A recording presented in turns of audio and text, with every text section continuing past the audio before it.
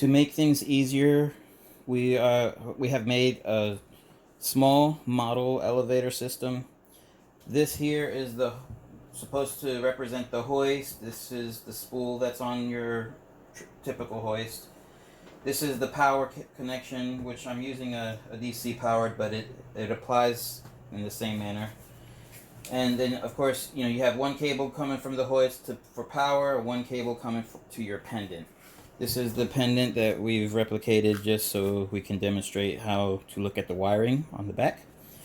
And, of course, by default, your elevator, you can press up and you can press down, and you can manually try to set your elevator wherever you want it. The problem with that, of course, depending on how slow your elevator is, your hoist is, you may have to hold that button for a long period of time. A lot of times the buttons are really clunky, and they, who wants to hold a button for 40 seconds?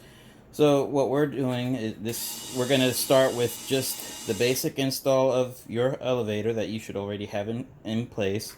And we're going to show you how to integrate that elevator system step by step in a way that will be safe and will prevent any problems with your installation.